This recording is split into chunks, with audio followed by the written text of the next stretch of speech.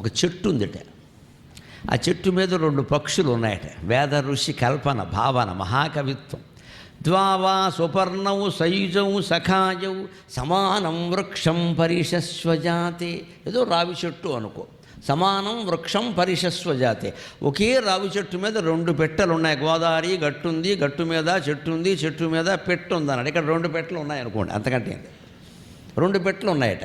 ఒకటి ఒక కొమ్మ మీద ఉంది, ఇంకోటి ఇంకో కొమ్మ మీద ఉంది. 2 విచిత్రంగా ప్రవర్తిస్తున్నాయట చూస్తుంటే, 2 రకాలుగా. ద్వావౌ సుపర్ణవు, సుపర్ణం అంటే పక్షి, మంచి రెక్కలు కలిగిందని అర్థం.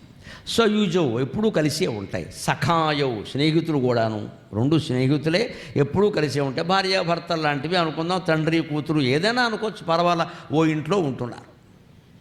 2 పెట్టెలు ఒక చెట్టు మీదే ఉన్నాయి. కానీ తయోరన్య పిప్పలం స్వాద్వత్తి, అందులో ఒకటి రావి చెట్టు మీద ఉంది కదా, ఆ రావి పండు ఇంకా పడకుండానే ముక్కుతో ఇలా ఇలా ఇలా పొడుస్తుందిట.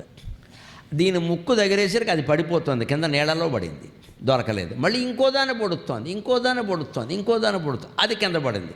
ఇలా 10 పళ్ళు కొట్టగా ఓ పండు ఆ కొమ్మ మీద పడింది. అది చక్కమని కాలు పెట్టింది, దాన్ని పక్కకి లాక్కుంది. ఆ రాగి పండు తినడం మొదలుపెట్టింది. మళ్ళీ జారిపోతుంటే బాధపడుతుంది, దొరికితే సంతోషిస్తుంది. అంటే పళ్ళు తింటోంది, అది తింటోంది కాబట్టి ఈ ప్రయత్నం అంతా చేస్తుంది.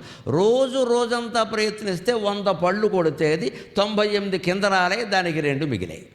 ఆ 2 దొరికేసరికి సాయంత్రం అయిపోయింది, నిద్ర వచ్చింది, పడుకుంది. కానీ రెండో పక్షి ఏం చేస్తుందంటే తయోరన్య పిప్పలము స్వాద్వత్తి అనశ్రన్నన్యో అభిచాకశీతి. రెండోది ఏమీ తినకుండా, ఏ పండు ఆశించకుండా అలా ఈ పెట్ట చేసే పనులన్నీ చూసి ఏం కొట్టింది, ఏం పడుతుంది, అన్ని కొట్టింది, ఇన్ని దొరికే వెర్రి మొహం, ఎంత తాపత్రయపడుతుంది, రోజంతా ఈ తిండికే సరిపోయింది, ఇంక దీని జన్మ ఎందుకు అని విచిత్రంగా నవ్వుతోందట. ఈ పళ్ళు కొట్టి తిండి యాతన పడుతున్నవాడు జీవుడు, ఆ చూసి నవ్వుతున్నవాడు దేవుడు. ఇది కల్పన.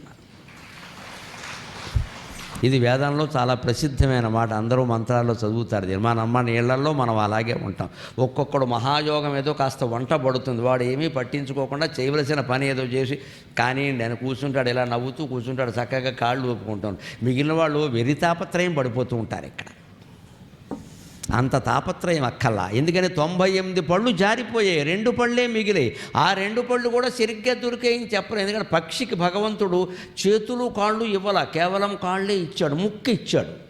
ఆ ముక్కు ఎందుకు అంటే పండును కొట్టడానికి కాదు, ఎక్కడైనా పండు కింద పడితే దొరకడానికి తినడానికి పనికొస్తుంది. అది కూడా దానికి కాస్త ఆ పడిన చోటు విశాలంగా ఉండాలి, నేల లేదా వెడల్పుగా ఉండే గోడ. అంతేకాని ఈ కమ్మి మీద పండు పడింది అనుకోండి, అది నిలబడదు, కింద పడిపోతుంది. ఈ పిచ్చి పక్షి ఏం చేస్తుంది అంటే ఆ కొట్టడం, అది ఎక్కడ పడింది నీళ్ళలో పడగానే అయ్యో అనడం, మళ్ళీ కొట్టడం, రోజల్లా ఇదే గొడవ.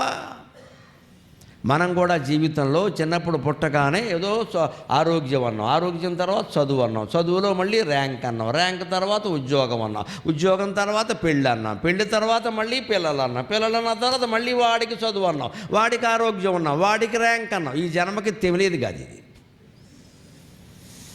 అందుకే ఈ జీవులు పడే కష్టాలని పక్షి రూపంలో వర్ణించాడు. ఒక పక్షి నానాయాతన పడుతోంది, ఈ సాయంత్రానికి దానికి 2 పళ్ళు కూడా దొరకలేదు. ఈ రెండో పక్షి మాత్రం ఏమీ తినకుండా కార్తీక మాసం ఉపవాసం ఉన్నట్టుగా సుఖంగా ఉండి కొట్టు పడు చూస్తాను, నీ కర్మ, పడిందా కింద పడిందా, మళ్ళీ ఇంకోటి కొట్టు, నీకు బుద్ధి వస్తే కదా అని చూస్తుంది హాయిగా. ఇలాగ మనం జీవితాల్లో పడి యాతన పడుతున్నాం. గుళ్ళో దేవుడు విగ్రహం రూపంలో ఉండి కొట్టు కొబ్బరికాయలు కొడుతూనే ఉండు, కొబ్బరికాయలు దుకాణం వాడు బాగుపడతాడు, నువ్వెందుకు బాగుపడతావు, కొట్టు ఇంకా 16 కొట్టు. త్వావా సుపర్ణం సయుజౌ సఖాయౌ సమానం వృక్షం పరిషస్వజాతే తయోరన్య పిప్పలం స్వాద్వత్తి అనశ్రన్నన్యో అభిచాకశీతి.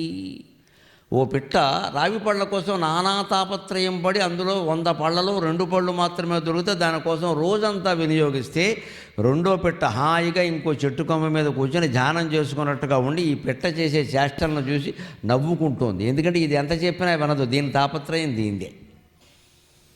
అందుకని మనం సంసార జీవితాల్లో ఎలా ఉండాలి అంటే మొదటి పిట్టలా ఉండాలి. వీలైనంత సంపాదించుకున్నాం ఇంకా చాలు, పిల్లల్ని కన్నాం ఇంకా చాలు, పెంచాం ఇంకా చాలు, చదివించాం ఇంకా చాలు, ఉద్యోగాలు మనం ఇప్పించగల, వాడు సంపాదించుకోవాలి. మనం ఎంతకాలం పడతామండి?